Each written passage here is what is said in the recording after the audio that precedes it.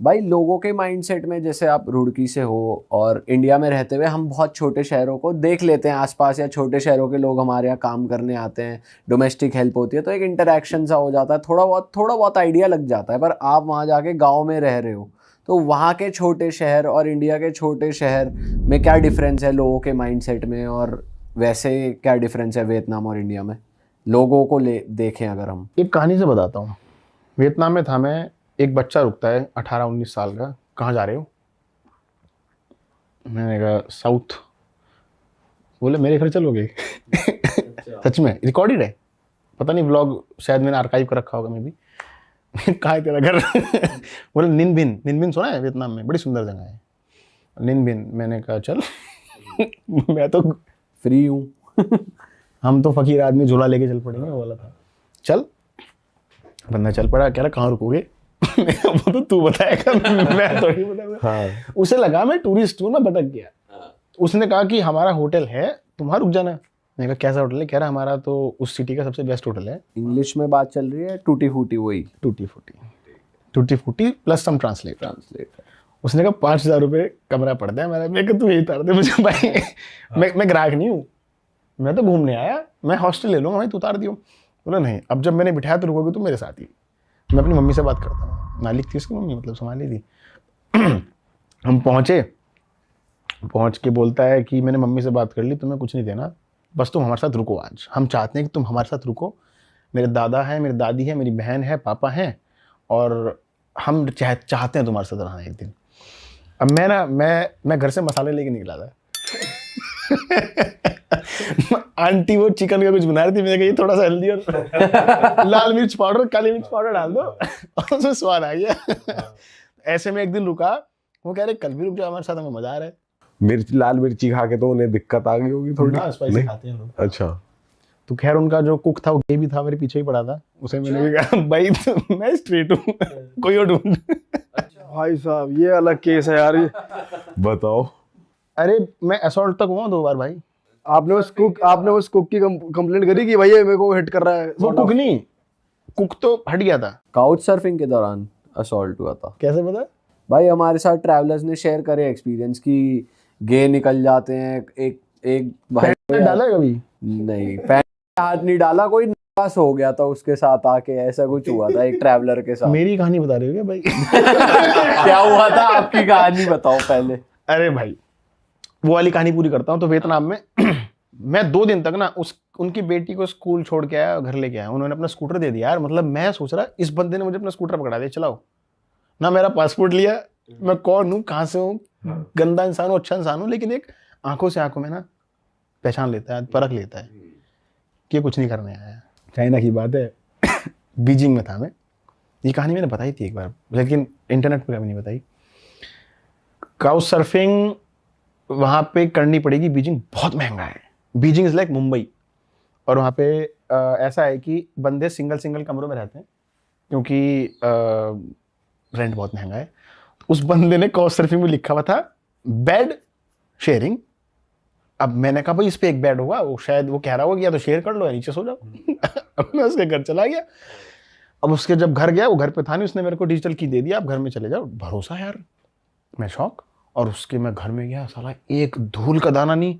Bathroom में 50 तरह के परफ्यूम, शिनेल, डायोर, सारे 4 तरह के ट्रिमर। मैंने कहा ये कुछ आइटम है क्या? तो होगा कुछ ज्यादा ही परफेक्ट है। होगा, चलो वो बंदा साफ रहता होगा, परफेक्ट, एग्जैक्टली ज्यादा परफेक्ट है। वो शाम को आया, मैंने कहा भाई वाईफाई दे पहले, भाई मैं मर रहा हूँ। कह रहे वाईफाई के पासवर्ड इज ह्यूज डिक्स। मैंने कहा भाई साहब, मैंने कहा हो सकता है बकचोद हो सब होते हैं, लौंडे लिख देते हैं। फिर 10 बजे बोलता है do you want to go on a coffee with me? मैंने कहा शायद थोड़ा सा लहर होगा, लेकिन वो अपने लिए है, मेरे को क्या दिक्कत है भाई, सबकी अपनी पर्सनैलिटी है। कोई LGBTQ में कुछ भी है, मेरे को क्या मतलब है, मेरे तो दोस्त है। अब मैंने कहा चल भाई, मैं कॉफी के लिए किसी लड़के के साथ कभी गया नहीं, किसी लड़के के साथ, लेकिन चल बबल टी मिलती है वहाँ, सुना होगा शायद। वही एक फोटो है, फिर उसके बाद बबल टी लेते। उसने मुझे अपनी फोटो लेनी नहीं पूरी तरह। बबल टी ली, घर आए, घर आके बोलता है सर सोते हैं भाई? मैं कहा मैं नीचे मेरे पास स्लीपिंग बैग है, मैं बिछा लेता हूँ। बोले नहीं नहीं यार मेरा बेड है भाई, तू वो कोना पकड़ भाई, कोना पकड़। तो ठीक है भाई भाई कोना ही पकड़ेंगे। हाँ।